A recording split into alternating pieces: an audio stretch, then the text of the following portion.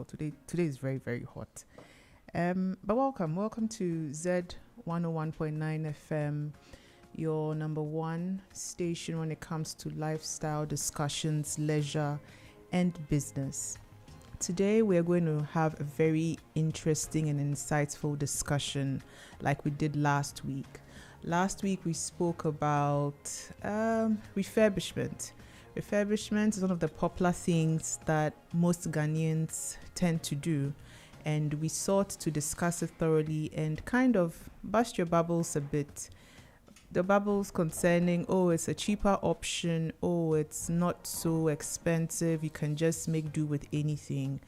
But the discussion was so intense that we informed everybody, and I also learned a bit or two from the ZED Décor team that was here. Refurbishment is important, but you have to know the kind of furnishing you're going to do. You should also note what kind of furnishing you get on the thrift market, and most importantly, quality matters. So quality in terms of fabric you're redoing, in terms of fiber, in terms of foam, in terms of the internals of wood, metal, the frame, springs, hydraulics, all of that is equally important. But today we're going to talk about furnishing a commercial space, and we have a team in, but I will introduce them right after our DIY. So we'll come in with a spot of music right now, then we'll come back DIY, and we'll set our discussion for today.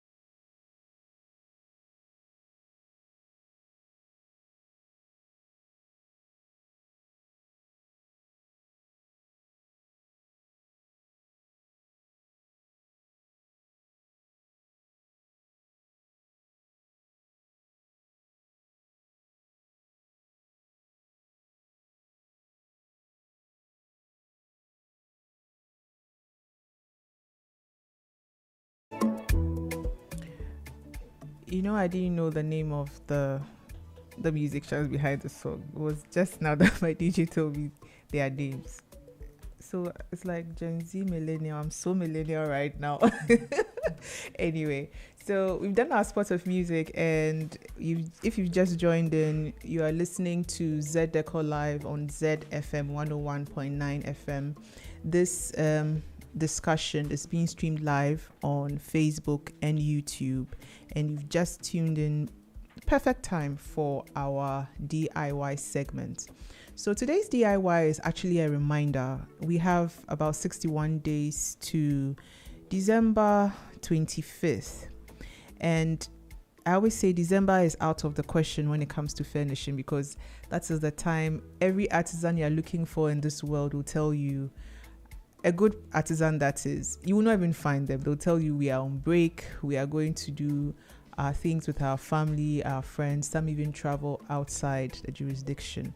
So if you are planning on doing anything for your home, your office, or anything to prepare for Christmas parties, Christmas holidays, and what have you, this is the time to find them. I'm talking about painters, I'm talking about plumbers, I'm talking about interior furnishers, And if you yourself want to do the soft/hard work of finding beautiful things to decorate your space, this is a time to go into shops.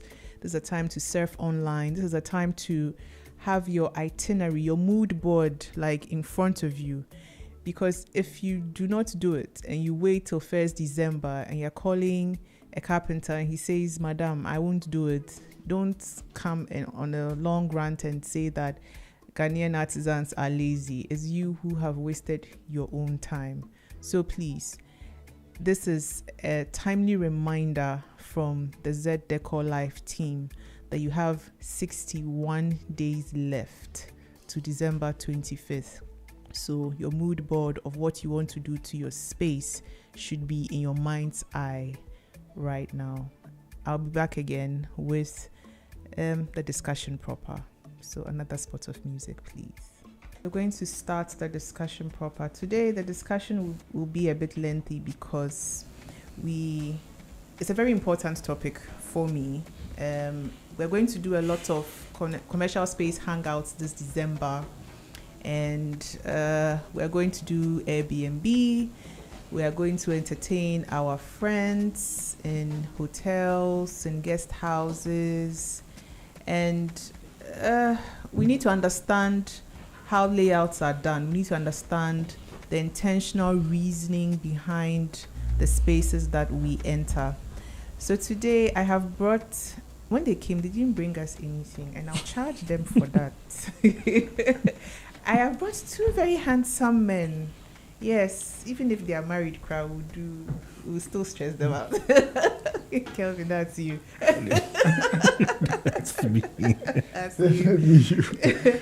So in studio I have Nee and I have Kelvin, and I'll let them introduce not themselves per se, but where they are coming from, so you understand why they are my perfect hosts to help me dissect this discussion. So let's start with Nee. Good afternoon. Good afternoon, Abia. How are you? Hey, I'm doing very well. How are you too? Nee, my guy is not good, but fine. Where are you coming from? Fine. You want me to speak now? Yeah, I beg you, put you on the spot. Okay, that's fine. Yeah. Hi. Good afternoon, viewers, listeners. Yes. My name is Nee Kome, and I'm coming from FEDES Group. I'm a property manager at FEDES Group. FEDES is an integrated facility management company, and then we do everything that has to do with building sustainability. You know, right from construction stage to after construction. So we make sure, just like the doctors make sure we are healthy, we also make sure the buildings are healthy and then they are sustainable for the future, because we don't want to just build and manage and leave. We want to build, manage, and then continue in the real estate space. So basically, yeah, that's what we do after that. Okay. Yeah, thank you. Right. Kelvin. Hi, Please, where are you from? I'm from Keystone Group. Okay. We are a real estate company, so in that we deal with property management, property brokerage, sales. Yes, so basically our work is to try and help homeowners make as much money or value of their properties.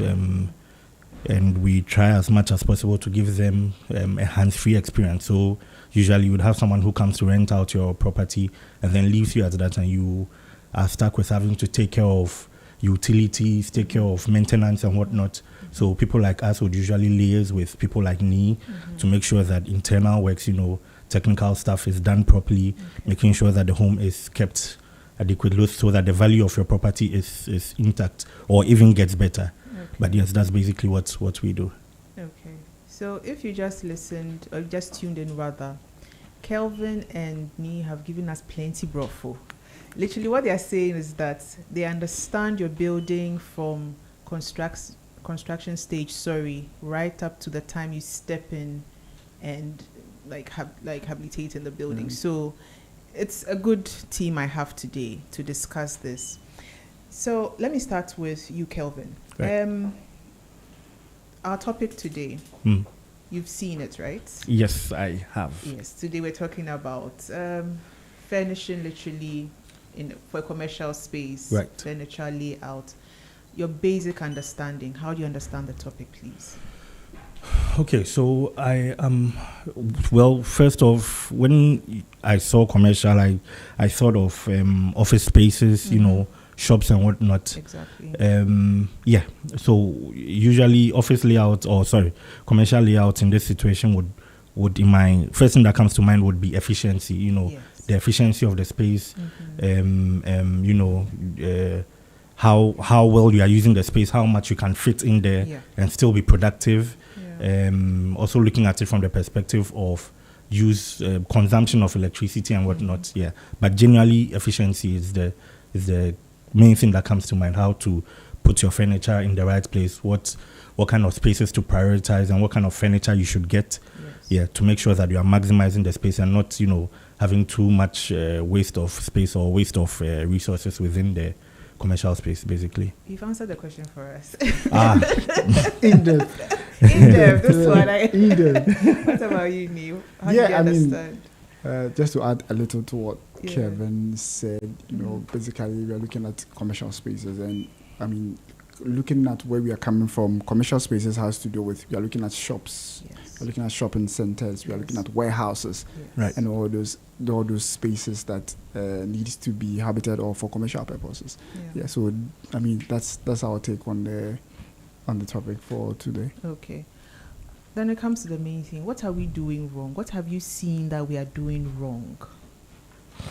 Let me start with me.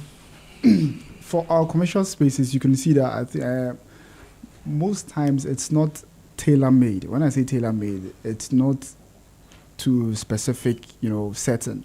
You know, you sometimes go to a shopping space and it's so much congested that you Yes. always have to, you know, squeeze yourself for somebody to pass. Yes. You can move, especially, for example, when you go to most of the shopping centers, when you're moving around with your trolley, it's not with ease. Yes. You know, you have to, at a point, twist the trolley for somebody to just use the basket to pass or squeeze around. You know, and it's a whole lot of inconvenience for users for that space, because then it's the setting is not tailored to fit the shopping sense. So then, I mean, there's a whole lot of inconvenience for that kind of users for that space. Okay. So, Calvin, is it that the architects are not building it well, or it is, as we have seen this, just maybe a shop, maybe a Right. guest house. Right. So just build it for me. Then what are we not discussing layout? Are we not looking at drawings with architects? What are we doing? Where is Right. it coming from? You know, it's quite interesting that you mentioned. So with what NEED does, I think one of the services they provide is that whilst you are building or whilst you are planning, you get to talk to them Okay. and they consult on certain things you can put in place to make sure that the building is sustainable or it's easy to maintain. And I think that a lot of time, people prioritize aesthetics over function. I'm so So- happy you said that, because you know what? All the guests we've had from the first day I started this show to Right. today, you people are like guest number, I think 14 or 15. Oh, wow. Everybody has said that exact thing you just Yeah. said. Yeah. Well, That we are looking at how beautiful, Yes. instead of how we can walk through Functional, and yeah. sleep and sit Exactly. and all of that. Yeah. I'm so happy you just said that. Oh yeah. A lot of times we, well, at least thank God for technology now. But sometimes I like the way this place is laid out, and then they just picture it in their head. Okay, if I put the bed here, it will look nice. I can get some lighting. You know, I can get some aesthetic light to make it look nice. But people don't actually sit down to plan. How wide is this place? Yes. How big is the bed? If I put it here, would I have enough space to walk through? Great. If I'm in the room with someone else, Great. can both of us walk through Yeah. and not, bump into each other, or it be an inconvenience over a period of time? So a lot of times we look at its niceness so that we can take pictures and whatnot. It's the Instagram. It's the Instagram and the TikTok. That's the end point for most users. They just want a space they can live in, not necessarily like thrive. You can live but not thrive. Yeah. But you have to live and thrive. Yes. Where thriving is, continuous living. Exactly. Yeah. So that should be the end point for every building, no matter whether it's residential, commercial, corporate, or like what have you. That should be the main purpose. It should be able to thrive, continuous living. Because, like Kevin said, you have a room and you didn't take into consideration the bed size, and you put in it like double king size. Yes, bed. a king size, because king size. And then now the room is congested. You can't move around because your TV is there, your subwoofer is there. You can't move around. Barely, Exactly. And then 10 years from now, you want to change the setting, and then you are found wanted because you have so much in your room. There's no space. Now, are you going to throw all the things to bar away?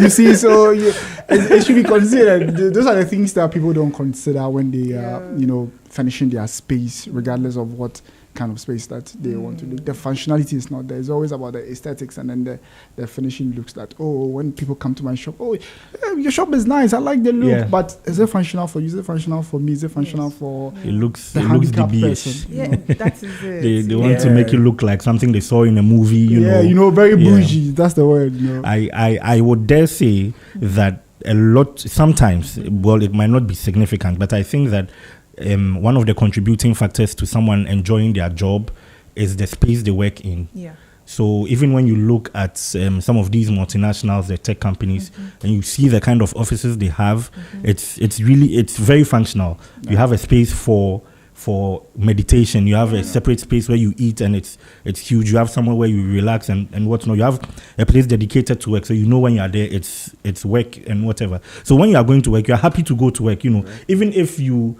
are not happy with the job, you are just happy to be in the space. A friend of mine used to say that it's when your house is not nice, for instance, that you are always looking to go out. It's something I say a lot, that if your house is not nice, you're always out. You're always out, so and I think it applies to commercial spaces as well. A lot of times we like to go to the mall, maybe not to buy anything, just to window shop. And it's not necessarily because maybe the AC there is colder than it is in our house. It's just because of the way things are arranged, the way, something catches your eye. Everything, smell. Yes, it's all part. So you enjoy spending time there. So if you are able to figure out how to go about that with your commercial space, I think it also boosts productivity. Okay. So if you remember in the beginning, I said efficiency. So far as you're able to do it well, you should be fine. Okay. Yeah. So let's come to the hardcore of it. I'm glad you've laid it out or eased our minds into what we should be looking at. Now, the most critical thing all the time is furniture selection. And I have my thoughts. I'll come in with my thoughts. Provide me furniture selection.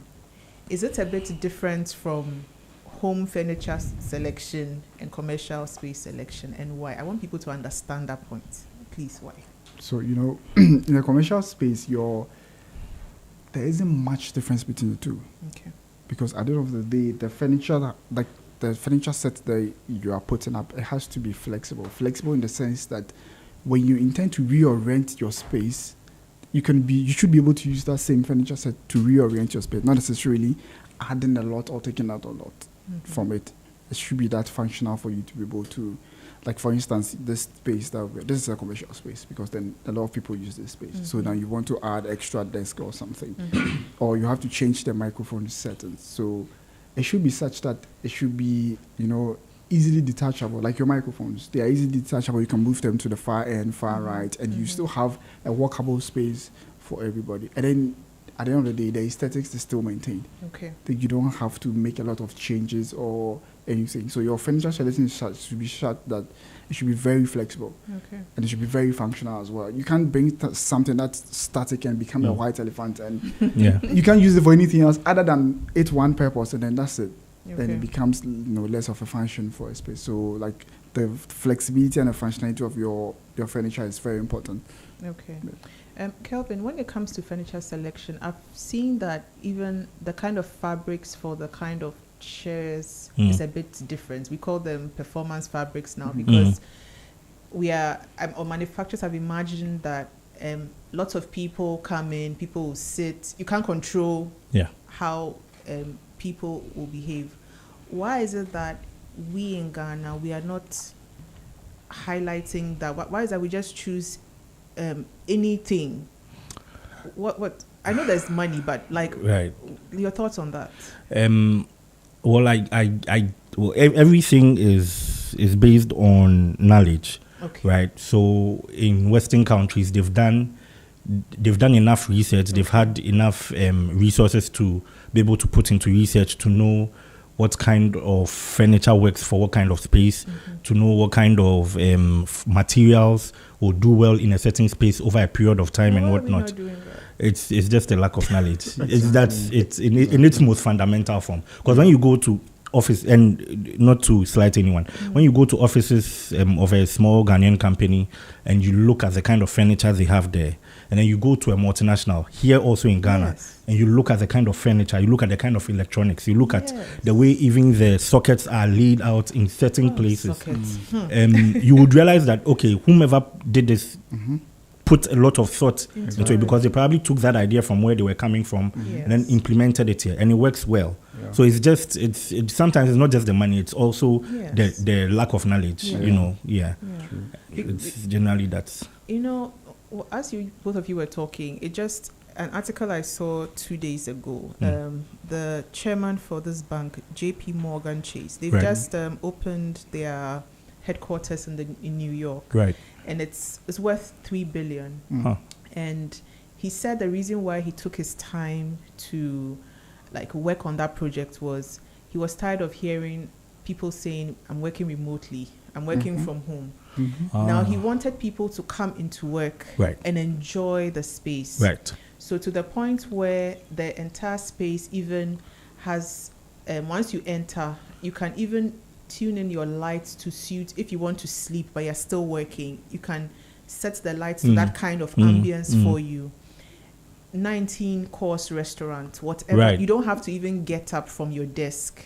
You can order by your phone and they will bring it to you. Oh, wow. To the point where if you want to go and sleep, like proper sleep, and not to go home the following day. Right. There's a floor upstairs. You bring your clothes in, come and sleep. Like the whole idea of comfort, functionality, and layout. And the few pictures I saw, the lobby, it's not clustered.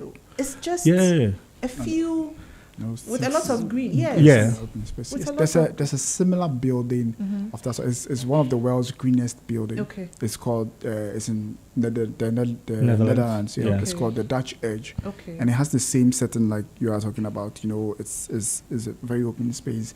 It's very easily accessible. You can move around easily without being clustered. There's a restaurant, there's a restroom. Like Kevin said, there's a meditation space.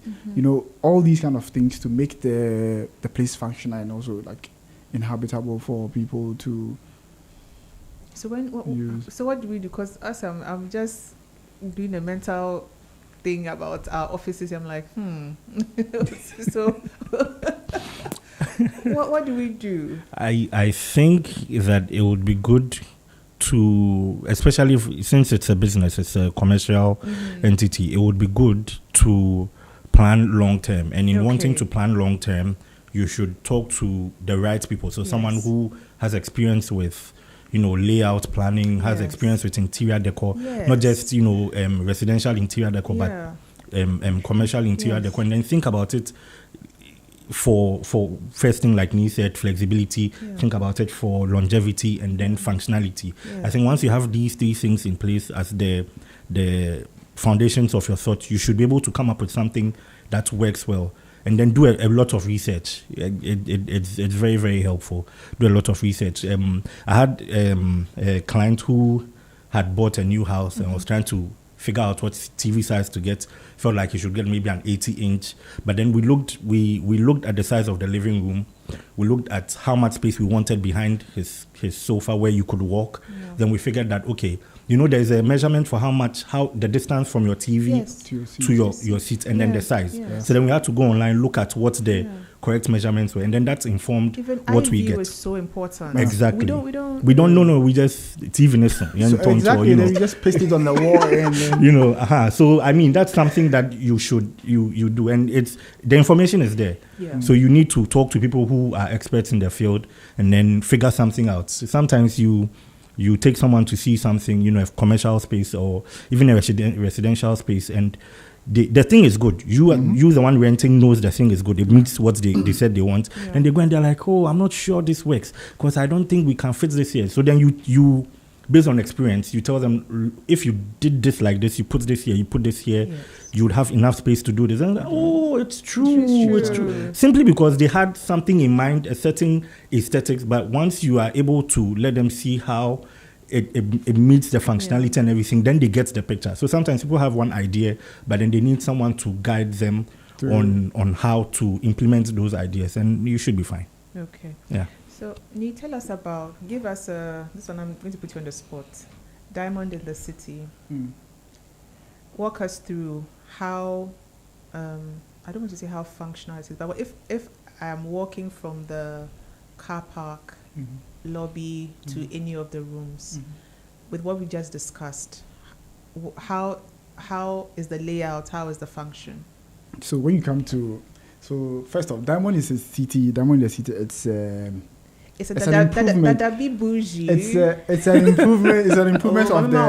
Bougie. We had to.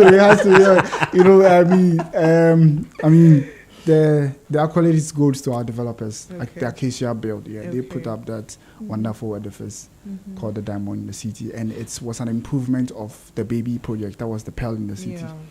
So when you go to the Diamond, it's easy accessible in the sense that even if you are handicapped, you wouldn't need a third person to hold you or help you walk. Because then they've made provisions for wheelchairs. They made provisions for people who are using crutches, and then those who are having walking aids. They have provisions for them, and the walkway is such that because we are aiming to give off a green building or a green facility, everything that we do there is like energy efficient, trying to reduce our carbon footprint in the environment.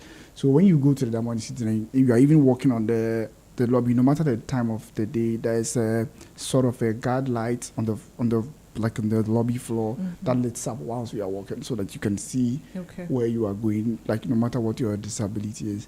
And then we have, our elevators is such that even if you are visually impaired, it will be easy for you to, operate it and go to whichever floor that you want to, because then the buttons are such that they have brails on it, so you can just fill it, and then the floor on which you are going, then which number to select as well. We have ramps for wheelchairs, like all across from the basement. When you get out from your car, right to the elevator is such that, even when you have wheelchair, the space is such that you can use your wheelchair, no matter how big your wheelchair is, you can use it to maneuver yourself around it. And we have, a lot of man guards everywhere to make sure everybody is safe and all that kind of thing. So they put in a lot to make Diamond in the City the Diamond itself. In the city. So I asked Nida this question intentionally because 3 weeks ago we had an architect here the topic was accessibility and functionality, and what he mentioned, as in that architect spoke about how when you're planning a space, right, you have to think to the last end user, which is even a child. The child should be able to see, should be able to, if it's an elderly person or somebody who is like extreme special disability, they should still be able to use the facility. And it's very important, even more for commercial spaces, because you cannot say, because I am sick, because I'm a child, because I'm not well, I cannot go out and entertain myself or have a bit of fun. So, I mean, it was an intentional question so that people realize that these discussions we have, we're not just having them. We are the ones who are building now. Or we have real life scenarios. And now we are the ones who are renting. We are building. It's a millennial game right up to, as for Gen Zs, they are influencing, but we are building. We are the ones with the money. So we have to sort of correct and do things that we have seen which are not functional. Anyway, so if you're tuning in, again, this is ZED Décor Live. I have in-house Kelvin and me. They are talking to us about the importance. The whole discussion largely is supposed to be on furnishing, which we are doing, but I'm so happy that they are giving us the broader version again of how the space must also make sense. If the space doesn't make sense, when you put furniture in, Like, it's a waste of time and money, because every now and then you need to change something. Exactly. And then it's of high inconvenience to your users as well, because then somebody comes to your space and they've indulged you in the business, but then they're not coming back again because it was of high inconvenience. Even right from their parking to where you are, there's a lot of inconvenience. So then they are like, right before they even engage you for the business, in their mind they've made up the decision not to come back again. And then you just lose a customer because of the inconvenience you've caused. You'd be surprised. And then that's it for you. So it's not really about how beautiful your furniture is and all of that. No. It's part of it, but obviously, yes, you want something that's nice, but you also want something that you can foresee yourself not damaging. Especially if it's you are renting the space and the space is already furnished with a couple of things. You enter and you look at the chair and you look like, this chair, if 3 people sit on it for 2 months, it's broken, it's done. That becomes a cost on me, So longevity, you have to look at all those things. And you'd be surprised. People, when you're on the end of the one having to pay the money, you think about those things. It's something that comes up often. So these things, you can't overstate them. You can't. Maintenance culture, maintaining furniture in a commercial space. Usually people should have seen how Kelvin just wanted to just, he wanted the F to just Kelvin, hey, you didn't let me finish. It's the kryptonite to what he does. You'll be amazed. The kryptonite to what he does. Okay, let's start maintenance. I'll not even break it down. Maintenance of furniture, commercial space. What are we looking at? So you ideally you want to have something that is extremely low maintenance, because if you have a commercial space, I would assume you are probably having janitors around and whatnot. So maybe you want to get leather couches, because those are easier to clean than fabric couches. So you don't have to spend a lot of money to get a professional cleaner to do. But if not, maybe steel couches. Those are even way better, like the ones you see in the bank and whatnot. But then again, even though they are low maintenance things, you still have to have someone who is dedicated to be able to look at them every month. Okay, this looks like this is beginning to get wobbly. What can we do to make sure it's in proper state, before it gets bad? And a lot of times, most people who have these spaces, whether they built it themselves or they rented it, do not think about getting someone dedicated to do that. So then you have a space, someone occupies it for a year, 2 years, maybe they are moving out to have someone else coming in. You have to put in more money to get it back up to speed, and that's not a good thing. Simply because you had no one looking after it, not because maybe the person misused it or something. Things break. Things shift, So every now and then you need to have someone, and it's a huge problem, like within our space. It's a huge problem, because you end up spending so much money, and then it begins to look like your space is not profitable. And my job is to make sure your space is profitable. So then, if I'm having to put money into refixing the thing, or when we could have just solved it with little money in maintenance, that gives you peace of mind. That gives me peace of mind. That maintains value for you. Everyone is happy, but there needs to be a bit of education on that end. So, but why do we buy cheap leather? I think because I hear we should buy leather, but why are we buying cheap leather? First off, availability. The availability of the solid and then quality leather is an issue. Okay. We know most of the quality leather is either coming from Arabia or is coming from Europe, and to bring them here, it's a bit of a challenge. Top dollar. Exactly. Top dollar. Because when they come, and then now it's expensive, and now you always be like, okay, let me weigh the two. Should I get the quality one once and for all, or let me do the cheap one, and then every now and then I do. CDs a yard. Exactly. Then every now and then I do reupholstery and then keep my space up to that. But like Kevin said, for everybody to have their own peace of mind, you need just to get the quality one once and for all, and you just have to spend a little to maintain it, so that it becomes, the lifespan is at the wide range, rather than you might think that you are doing yourself a favor by going for the cheap one. Oh, 15 cedis a yard. Yeah, so let me get 10 yards. Every 6 months, let me get 10 yards. But then the quality one is like maybe 100 cedis a yard. And if you get that 100 cedis, the next 5 years. Yeah, but every 6 months, you are buying 15 cedis a yard. And by the time you realize you've spent more in reapportion rather than just spending, you spend 100 cedis to buy, you spend 10 cedis to maintain. You are good to go.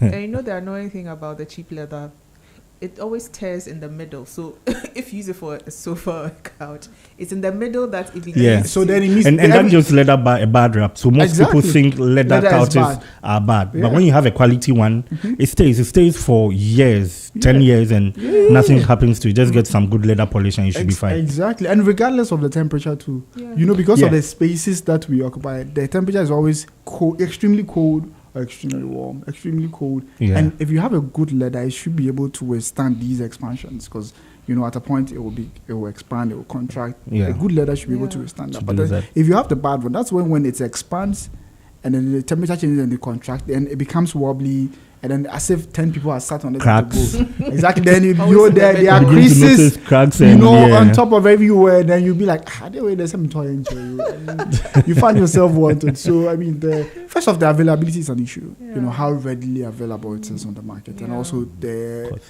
then the cost as well. It's also a big issue. And also the ability to identify which is, because now there are, you know, substitutes that are made very close to the original ones, which are equally good, but I mean, it's just for the sake of your investment, it's just better for you to get an expert to direct you to get the right one once and for all, so that, I mean, your investment will be in safe hands, and then it will be valuable in time as you progress in the years. If you're listening to, look, it's like, I don't know what to say, but it's like me and Kelvin have listened to show one and are repeating everything show one guest said till today. Look, the things you are saying, it is like every guest, no matter what topic we are talking about, we come back to the same thing. Things. You have to find experts. We don't like to engage and pay. That's the thing. It's not cheap. Well, yes, it's not cheap. Because if I have to come and do an assessment of a finishing a kind of finishing you want, you'd have to pay for my services. Right before we go on and say, okay, let's go ahead and do it. Because then the kind of information I'll give you is that valuable that when you hit to it, your investment is protected. Yeah, we don't like to pay. We don't. Oh my goodness. It's quite unfortunate, because the interesting thing is that if you get a professional, he can forecast into the future and know how long something would last, how well it will serve you. You know, I think when we were in school, I had a friend who was building something on behalf of his dad, and then he had the option to put like a little gutter at the back of the house that leads to the main gutter out, and he decided against it. So I was like, but why did you? It makes sense. Like, you have to. It's a good thing. Well, at the time I assumed, and then he said, he thought about it and then realized that in a couple of years there would be no one to sweep the gutter or clean it, because everyone in the house would be gone and then I realized that, look, that is actually a very smart thing to very, very forward thinking. And usually that's the purpose of an expert. They are able to think forward for you and able to make sure that the value of your investment is retained till, you know, till maybe 10, 20 years, depending on what you are doing. But you know, and when you even spoke about polish, you know, I am one of the biggest advocates for wooden floors. I'm one of the biggest advocates for wooden windows, floors, and even like leather of wood, furniture polish and all of that. I don't know about you, but anytime I go into these big shops, you know, you can't even find. Oh yeah, the polish. They're not very common. And I'm like, yeah, that's true. I've had some clients that I've dealt with that I'm still dealing with now, whose apartments we manage, import their so when they are coming in for vacation, then it's something they bring along because they can't seem to find some of these things. Up until I started doing real estate, I didn't even know there was something like a leather polish, you know, not for shoes but for furniture or steel polish and whatnot. You know, you do for glass and then for wood as well. For wood, and for wood, So for instance, most of the units that or the buildings that we manage, We have, for our housekeepers and then our janitors, we always have to buy it from outside to give to them, so that at least, the doors, the frames, the trims, everything has to be, together with the fiber, wiped down with the polish to be able to maintain it. Your indoor flash doors, you go and you get all these doors, beautiful doors. Then after a month or two, they say your doors are looking funny. Exactly, the color is all gone. It's all gone, and you're wondering. And it's just about you think that you call a carpenter in and it'll be like, oh, master, where you spray a bit foul, but no, when you rub the polish on it, it's as good as new, and that's low maintenance, right? And there. that's the knowledge that we don't have. That's the knowledge we don't have. I won't pay people. Yeah, that's the, and it's all stuck in my head and his head. So, so you have to pay us. Drop the question. Drop the question. What about technology integration? Tech has become a big thing. I know it will come down to top dollar again. Why are people not buying chairs that can massage, that can recline, that can USB charge? What is the thing? What's your view on technology inclusion in our furniture or our furnishing space for commercial? Exactly. That's a bit broad, but narrow it down for me. So let's see.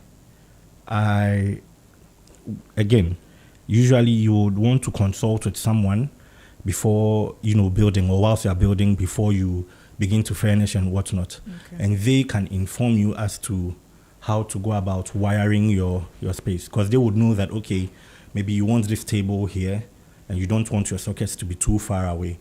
In a conference room, you want this size of table, and it would be good to have your sockets on the table itself, not underneath it, because you have people sitting down with their laptops and whatnot. That's like a way to integrate technology with existing furniture to make it good. The first time I went to Standard Chartered, Independence Avenue, the headquarters. I entered one of the conference rooms and I could not believe my eyes. Everything was seamless. Everything was integrated into existing furniture in the wall, the conference phones, the Ethernet ports and everything. It seemed, you could see someone sat down and then figured out that, okay, this is supposed building, to... The EcoBank one is another functional one. Beautiful layout. Yeah, you could see someone thought about it because they knew technology would be used in that room. So they are able to implement it properly. One of the things you can do, and I don't think that's something we do often here, but when you look at most of the Western countries, they have thermostats in their rooms to regulate the temperature. But Ghana, we build an apartment to make sure them have air shanty.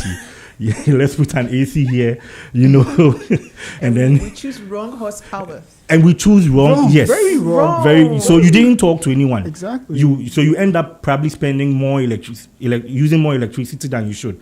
If you spoke to someone like me or to a technician, he'd be able to tell you, based on the size of this room, based on how it's angled, I think you have a window here. You won't have too much sunlight coming in. Less heat.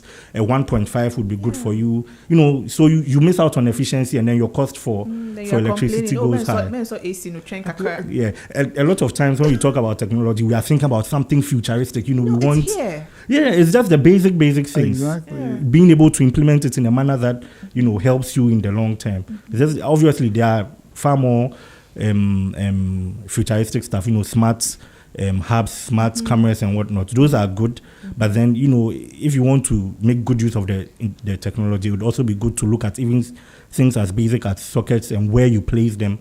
Things as basic as switches, fans, lights, to determine, because you have a room that has a lot of natural light coming in. Why do you have 5 different lights in the same space, with only one switch? With only one switch. Now I want the earth to open so because I have been talking about this thing for 100 years now. What are your thoughts on that? Yeah, technology is important. Looking at the time and day in which we are now, you don't want to stay far back. You also want your space to be, welcoming and involving and inclusive of everybody. So then it's very necessary to incorporate technology in everything that you did. Like Kevin said, where you position your sockets, your switches, it's very important. You go to spaces and before they turn on the lights, you have to walk down the aisle to turn on the lights. Or I've been to, an open restaurant where they needed one set of the fan to adjust The waiter had to walk down. He had to walk about 5 tables away from me to go and then, regulate the fan there, which is so wrong. It should be such that it should be, readily accessible to everybody so that you just turn it. At the end of the day, all these things has to come down to convenience. If you don't make it convenient for the end user, you're slowly getting out of business. Yeah, you're slowly getting. You have to make it convenient for yourself, for your workers, and then for the end user as well. So it doesn't have to be tacky. It doesn't have to be cumbersome. It doesn't have to be expensive, like Kevin said. The basic things, if they are placed right, you go somewhere and then everything is rightly placed, and you think, oh, this place is giving, a bougie vibe, but it's just a local place you've gone to. Just the basic stuff. Yeah, it's just a basic stuff that they've placed at the right spot that is making sense, and everybody is happy to always go there. Yeah. This is a question which is dear to my heart. I want to start with Kevin before he melts. I know he will melt and want to enter. Okay, so furniture. One of the biggest problems we've had concerning furniture is made in Ghana furniture and imported furniture, right? And do you think, I'd say the truth here, we are not producing furniture that is up to the standard of commercial space and home space, ideally, in Ghana. Our finish is awful. Our choice of material, because the artisan says, if I go and look for 100 CDs leather, you people will not buy, right? But the point too is, we are still putting up buildings, guest houses, homes, offices, and all of that. What do you think, your 2 cents on I see that as a problem. I don't know how we are going to solve it. Foreign furniture versus made in Ghana furniture. I know you people would have bought everything from outside. Most times. Yes, most times. What are your 2 cents on that? Like, what do you think? This is not position of your company. This is you as experts. So when you look at the difference between the two, so in our office we have in our kitchen we have this furniture set there, including the cabinets and then the dining table, and it's been there for 25 years. You're joking. It's not looking old. It's not looking out of style. It's not looking out, and it's very functional. So the table is such that when you are eating and there's food particles on it, it wouldn't stay on the table. There are grooves in the table. It will go through them and it will go on the floor. So it will be easy for you to sweep. And it will be less for you to clean the table as well. So then you really end up cleaning the table with water or anything at all, because then the food particles is going directly on the floor. But then the table is such that you can place anything on it. So that's functional. And it's an old design, from way back. So I think when you want to compare the furnitures in Ghana now, is we lack, how do I put it? We have lost the art. First off, we have lost the art because then it wasn't documented and it wasn't transferred. No blueprints, exactly. No patterns, no nothing. So then everything that used to be, produced back in the day that was of good quality, I think we as, should I say Africans or let me say Ghanaians, I don't know about the African countries, but we are Ghanaians, we tend to quickly shift from one thing to another and abandon the old thing very quickly. And we just switch, not looking back and say, okay, what can we take from the old thing and, move it on to the new thing.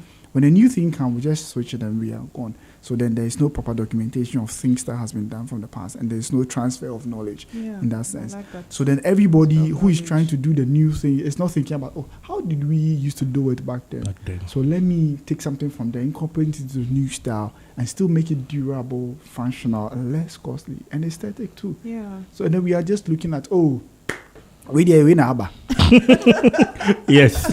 So you go to a space, you ask a carpenter to do something, then you go and buy MDF, and it's your kitchen. There's water, and then 6 months down the line, all your kitchen cabinets and your drawers, they are peeling, they are wobbles, and then all of a sudden they are gaining weight. Yeah. Can you imagine? Yeah. Something that you bought that was that thing, and then they just bloat out. Water. They're soaking water, and then they are damaged, and then you have to spend a whole lot to. But meanwhile, we have very quality, well processed wood here in Ghana. Yeah. That when you get it, you can equally finish them to those products and have they have a long shelf life that you can, it can save you money a lot. But because of lack of these things and the absence of, transfer of knowledge and all that, it has made it now to look like as if what we buy from outside is better than what we have here. But in actual sense, what we have here, because we have these in-house carpenters we use, and anytime we have to do anything of the carpentry nature, we consult them. They go against we getting the foreign road, like the laminated boards and the MDF. They're always against it because of our temperature, because it gets extremely hot and it gets extremely cold. So there's always temperature, imbalance here. So then again, those woods are such that, or those materials are such that they are not made for a certain. No, they are not.